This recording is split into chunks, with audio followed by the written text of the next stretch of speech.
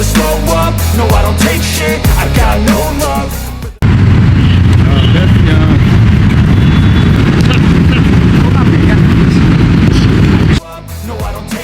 Jelang diselenggarakannya Piala Dunia U17, Menteri Pekerjaan Umum dan Perumahan Rakyat, Basuki Hadimulyono mengatakan, akan membongkar beberapa pintu di Jakarta International Stadion, yang menjadi akses keluar masuk bus pemain dan tim official klub sepak bola. Hal tersebut disampaikan Menteri Basuki yang meninjau kawasan JS bersama Ketua Umum PSSI, Erick Thohir dan penjabat Gubernur DKI Jakarta, Heru Budi Hartono.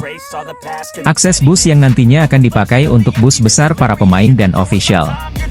Kondisi sekarang, bus tidak bisa masuk sini, karena di sana pintu itu akan dibongkar supaya bus bisa masuk, kata Basuki kepada wartawan, Selasa, 4 Juli 2023. Menteri Basuki menambahkan, selain rumput lapangan JS, pelebaran atau pembongkaran pintu menjadi salah satu sorotan dan perlu diperbaiki agar JS memenuhi standar FIFA.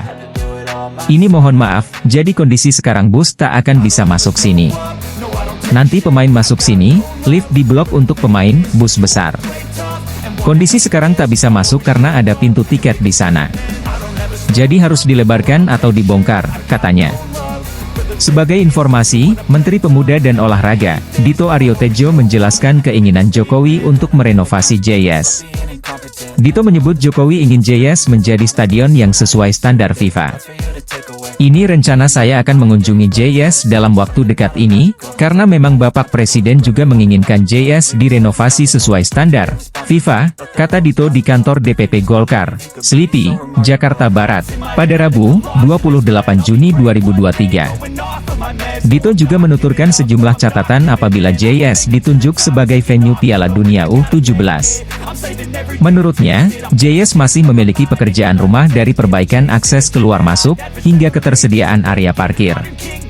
Terkait hal itu, Ketua Umum, Ketum, PSSI, Erick Thohir, meminta agar semua polemik yang ada dihentikan. Ia meminta agar polemik seputar perbaikan JS dihentikan karena semua ini dilakukan agar stadion tersebut sesuai dengan standar FIFA, sehingga bisa dijadikan venue Piala Dunia U17 2023.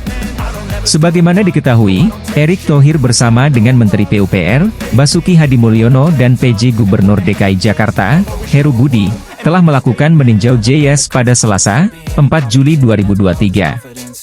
Hasilnya, terdapat beberapa hal yang harus diperbaiki dari stadion berkapasitas 80.000 itu.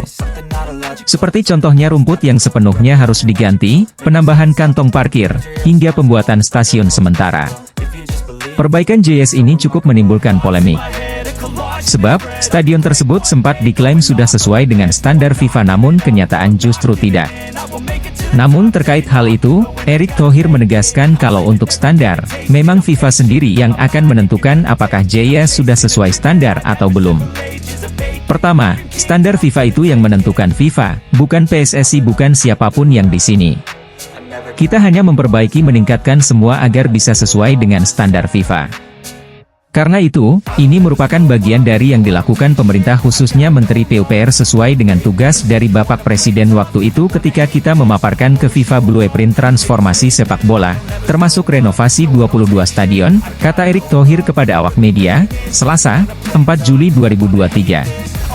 Kedua, kita di sini ingin menyelesaikan supaya aset-aset nasional, stadion-stadion yang 22 jumlahnya yang akan direnov senilai 1,9 triliun rupiah itu memang sudah standar yang dimaui internasional atau FIFA.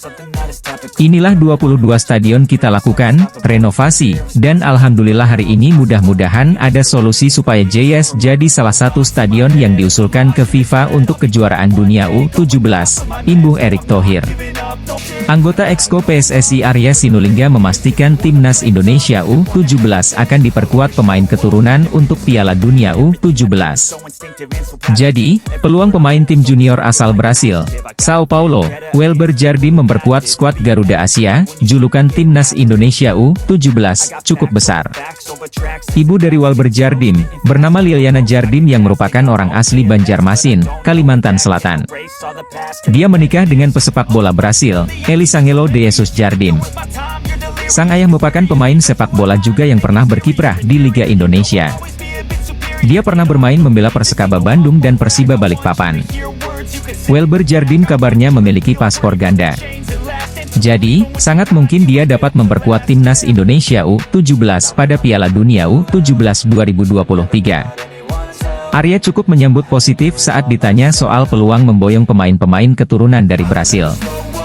Itu menandakan sosok tersebut kemungkinan adalah Welber Jardim. Kami cari semua itu, kata Arya Sinulinga, Jakarta, Selasa, 4 Juli 2023. Staf khusus Kementerian BUMN itu mengatakan PSSI pun akan bergerak mencari pemain keturunan yang potensial lainnya. Itu untuk membentuk skuad timnas Indonesia U17 yang siap bersaing. Kami juga cari pemain yang berpaspor Indonesia dan diaspora. Kalau dia bagus, kami ambil, tutup Arya Sinulinga.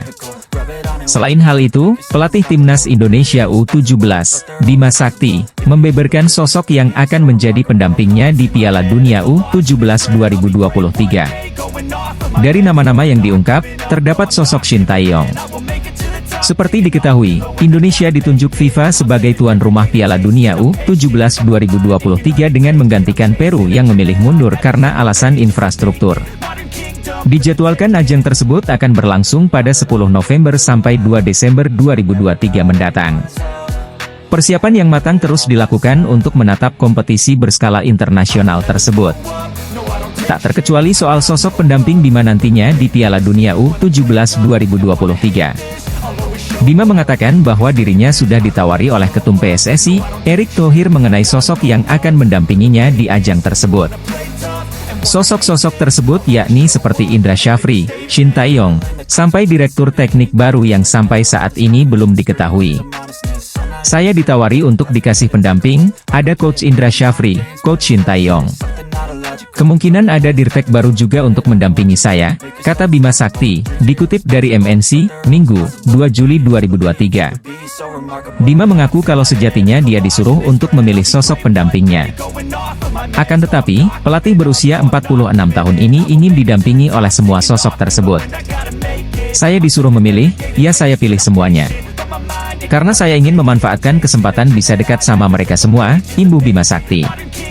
Sejauh ini, belum diketahui lokasi dan stadion mana saja yang akan dipakai untuk Piala Dunia U17 2023. Karena sampai saat ini, PSSI juga masih menunggu arahan dari FIFA terkait hal tersebut. Pemain keturunan berdarah Indonesia, Abdurrahman Iwan dikabarkan sudah tiba di tanah air.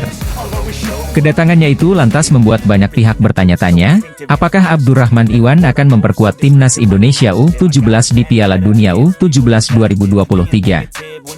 Seperti yang diketahui, FIFA telah menunjuk Indonesia sebagai tuan rumah Piala Dunia U17 2023. Hal itu membuat PSSI mengutus Bima Sakti untuk membangun timnas Indonesia U17 yang dapat bersaing di kompetisi akbar tersebut.